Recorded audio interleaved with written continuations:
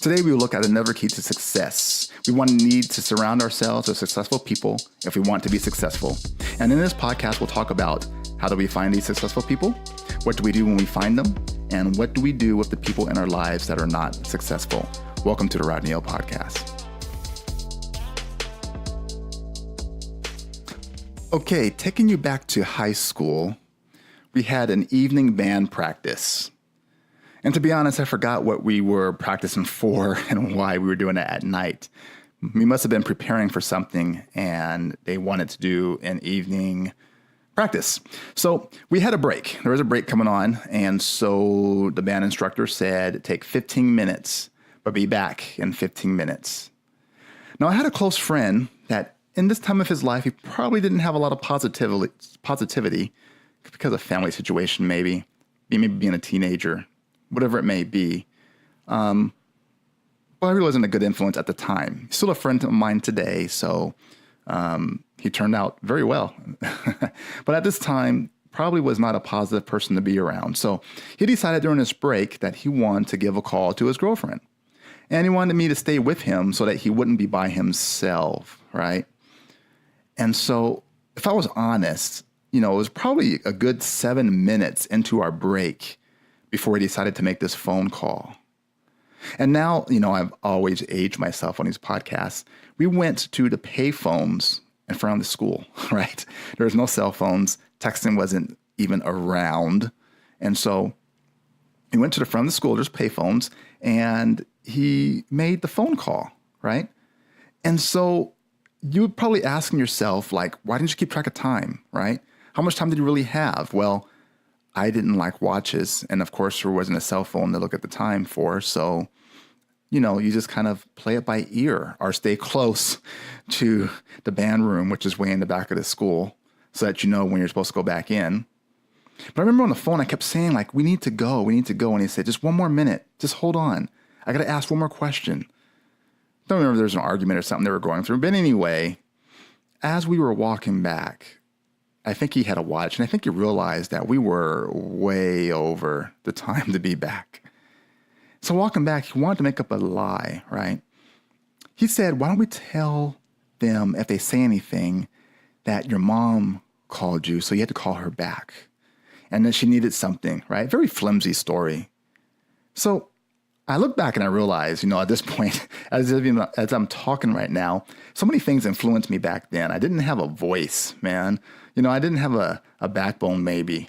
I mean, if you can believe that, because it's probably why I'm so opinionated and vocal now. It's because back then, growing up, I was not vocal at all, almost a complete opposite of what I am now. But when we walked in, we were more than late. We were probably a good 20 minutes beyond the 15 minutes he gave us. He was so angry that we walked in, they were in mid-song, right? And he stops the entire band mid-song. And I'm talking about, it's a pretty big band. 60 or so. And he just stops them all and turns and looks at us and asks us, where were you guys? Why are you late? What's going on? So my friend, because I didn't say anything, my friend kind of said that dumb excuse. And I kind of sort of nodded, and the band instructor and him kind of went back and forth. And so he was angry and then continued on. And I remember later on during that week, during my private drum lesson, my private drum instructor was also hired by the school to teach the drum line. And so he told me, he said, hey, Rodney, quick note. We didn't believe that story. We knew it wasn't you. We knew it was the person that you were with. And he said, you should really just examine and be careful of who you let influence you and who you hang around. I guess the good part about that story is my reputation was good even back then. But that's the point of today. Surround yourself with good people. Welcome to the Rodney Podcast.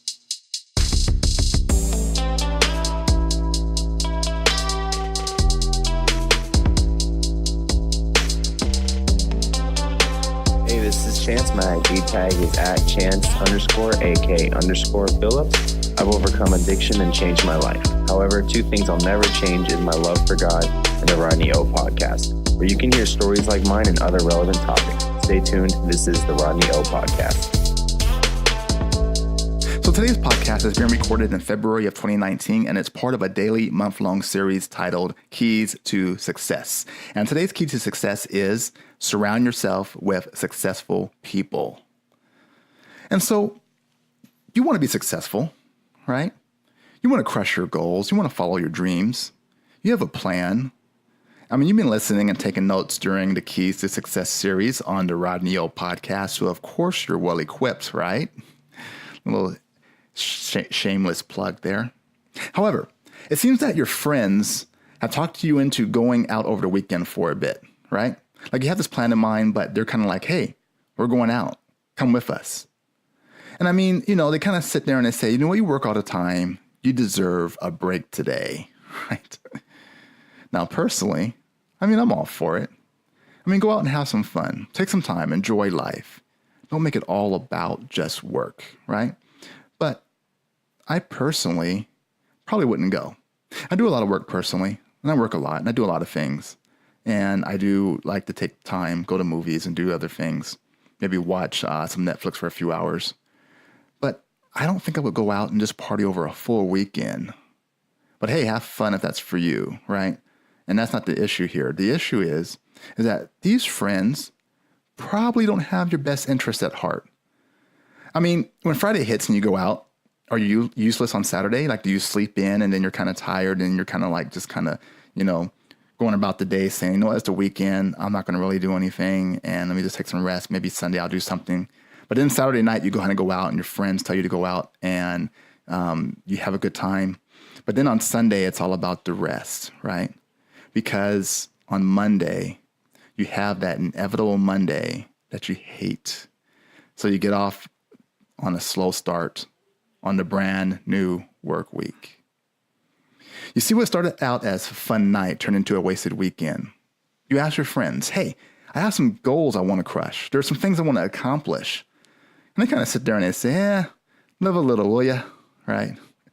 A little old phrase. But anyway, you got to think, should I get different people in my life? Do they have my best interests? Let's say you have a goal like to get in shape. You want to better yourself as far as your eating habits. You want to be ready for summer, right? You have a plan to gain muscle, lose fat. And that could mean that you need to gain or you need to lose. Both ways work. Depends on where you're starting from. But the ultimate goal that everybody has is to get rid of the body fat and to gain muscle. So you're all in. You're ready to do this, right? And your friends hear about it and they say, you go girl, or you go boy, right? And you're all in, right? So it seems like they're all in. But then when they go out to eat and decide to splurge, you tell them, hey, I can't join you.